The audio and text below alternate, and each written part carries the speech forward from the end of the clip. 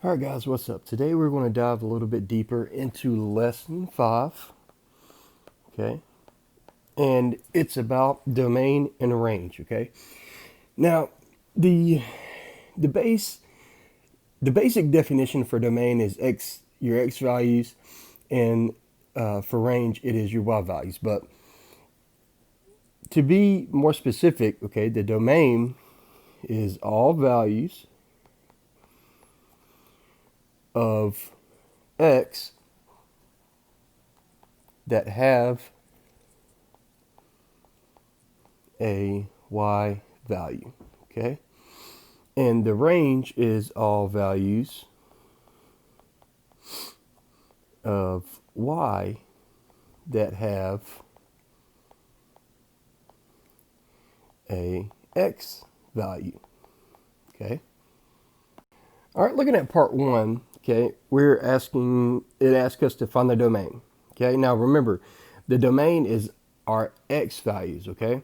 So our graph, if we remember, we read our graph from left to right. So we have a hole right here at -4. So we're going to have an open interval to -4. And this arrow represents infinity. Now, it looks like it's going straight down, but realistically, it's also going to the right. So it is to infinity. Now, our range, okay, we read our range from bottom to top. So it's -infinity to 5, because that is where our hole is. Open interval as well. All right, in our second one here, okay, we have arrows on both ends of our function, okay? And so our domain is from -infinity to 1, where our hole is, and 1 to +infinity, okay? Now, our range is from -infinity to infinity, okay? Now, when y is 1, okay, we have a hole and a point right here, okay? So it is defined right there. So that's the reason why we do not have an interval with our range. All right, in 3, our domain is -infinity to infinity.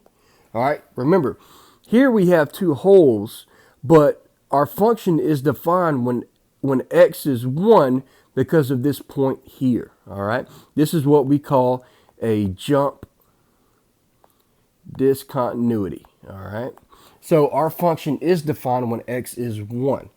And our function, the range, is from -3 to infinity, okay? It is, -3 is an open interval because it is a hole. Now, if right here, if this point was closed and it was a endpoint, then we would say it is a closed interval. Now in 4, we have, it looks like a jump discontinuity, but it really isn't because we have 2 holes. So our domain, so we have an arrow over here, so that goes to -infinity to our hole at -1, and from -1 to 5, where our other hole is, okay? Now everything is open interval because of -infinity and the holes. Now our range, okay, now this arrow again, it keeps going down. So it's from -infinity to the highest point, which is at 3.5. All right, in part 5 with the domain, we have a jump discontinuity. So if we read the graph from left to right, it is from -5 to +infinity, okay? And our range is from -3 to infinity. Now, the reason why it is closed interval, because right here, when y is -3, x is 2, okay? So we have a specific coordinate right here, all right? Now for number 6, this dashed line right here, when x is 2, we have a vertical asymptote, okay? So when x is 2, our function is undefined. So the domain is from -infinity to 2, and from 2 to 4 because of the hole, and from 4 to infinity, okay?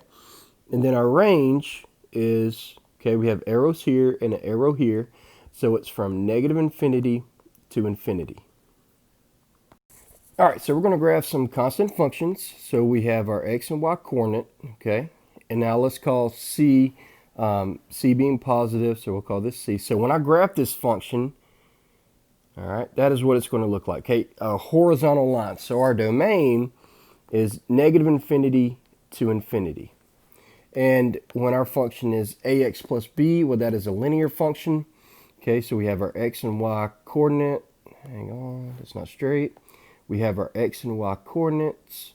So we have a straight line. Okay, so our domain is still negative infinity to infinity. And we have, in this one, we have absolute value function. Now remember, absolute value function, the graph is shape of a V. All right. Now our domain is still negative infinity to infinity, but here our range is from 0 to positive infinity, okay? Because our graph starts when x and y is 0. Now in the next one we have a quadratic, and we know our quadratic is shaped like a U, so same thing, same deal with a quadratic. Our domain is negative infinity to infinity, and our range is from 0 to positive infinity. Okay, 0 to positive infinity. Now remember that B and C are both the vertical and horizontal shifts, so the quadratic can move up and down, left and right, so the range will change, but the domain will stay the same. All right, so looking at these functions here, f of x is equal to x squared plus x minus 6 over x squared minus 4, okay? So this is what we call a rational function, all right? Now, here we have a vertical asymptote when x is negative 2, okay? So our function is undefined when x is negative 2.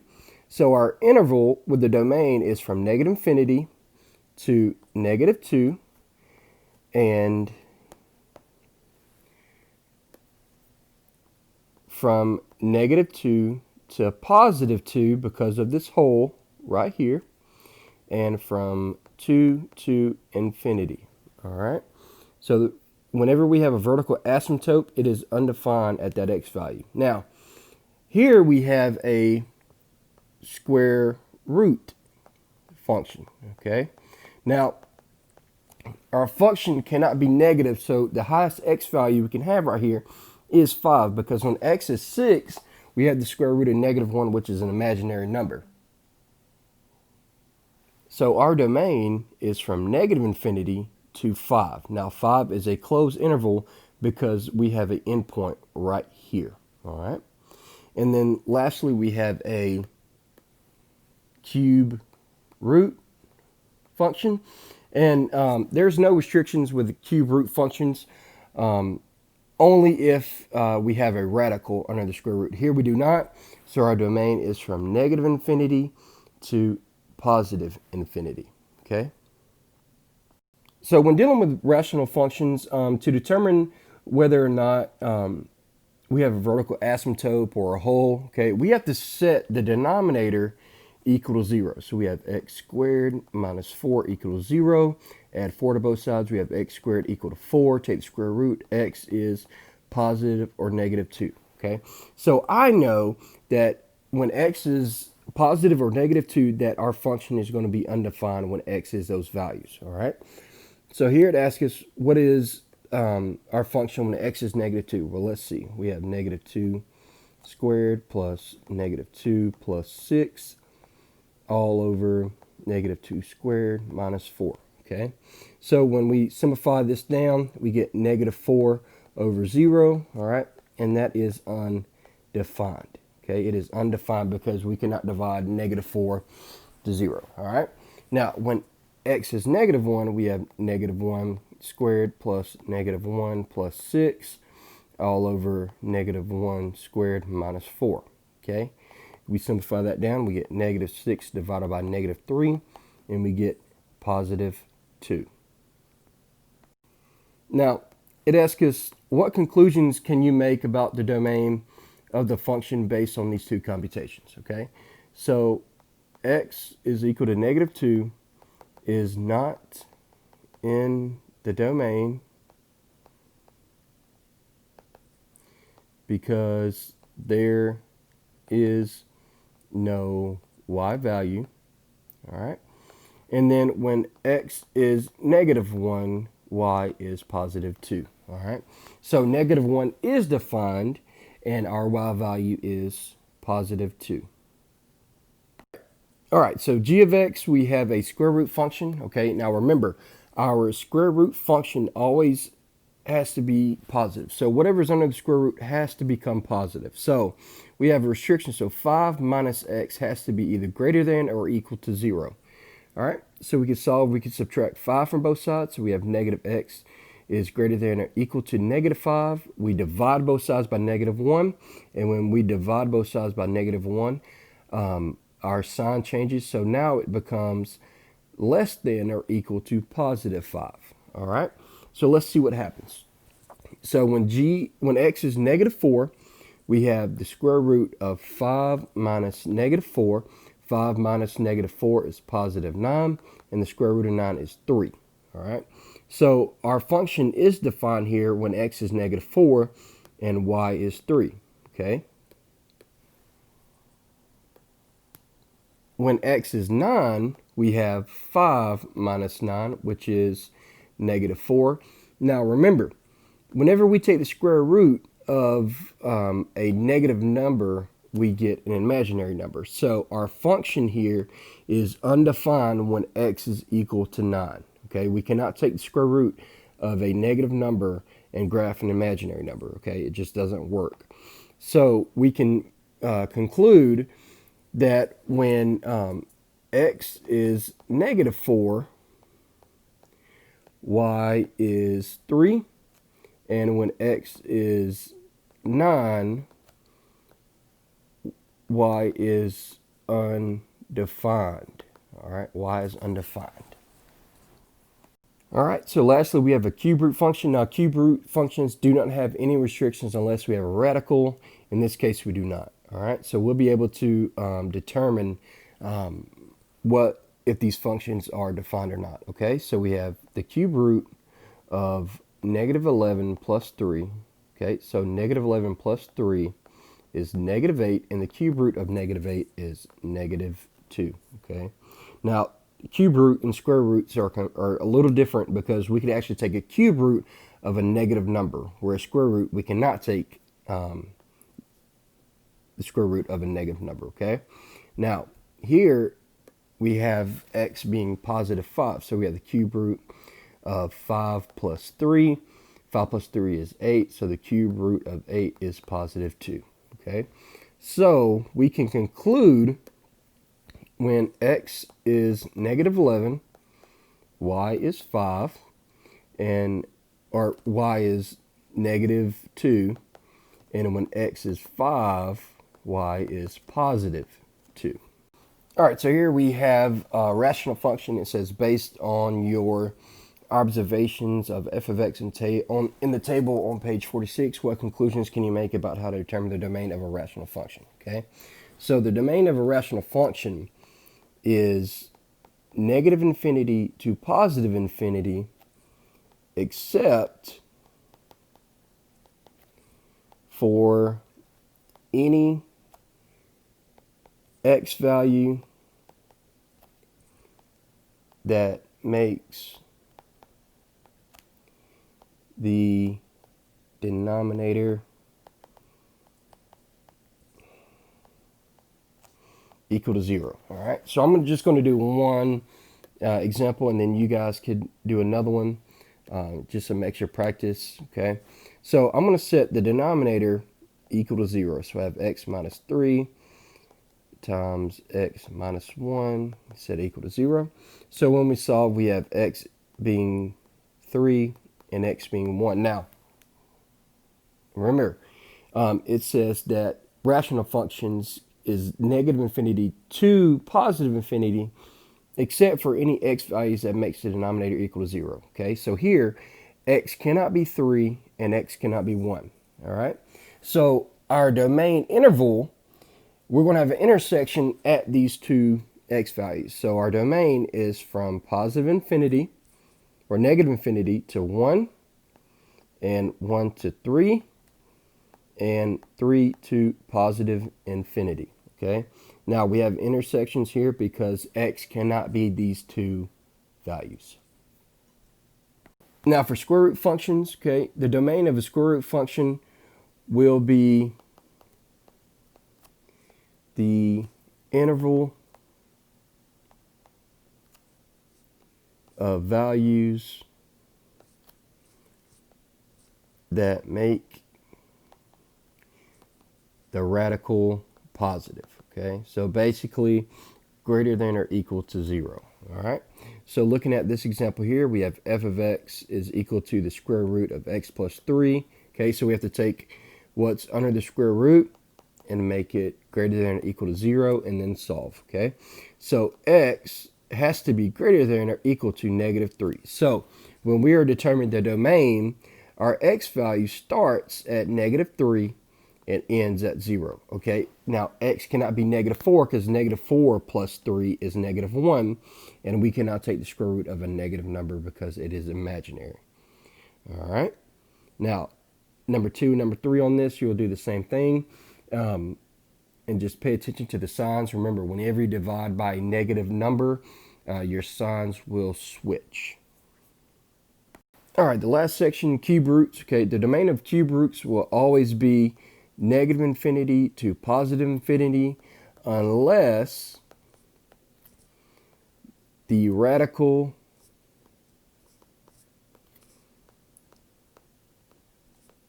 happens to be rational, in which case any value of x that makes the denominator 0 must be included. So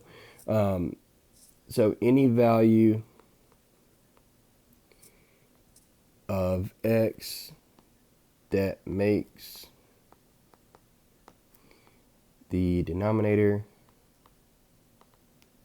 equal to 0 must be excluded. Okay, now if you look at number 1, we have the cube root of x minus 3. Okay, so here we don't have a radical, so it is negative infinity to positive infinity. In number 2, we have the cube root of 4 minus 2x. We don't have a radical, so the domain is negative infinity to positive infinity.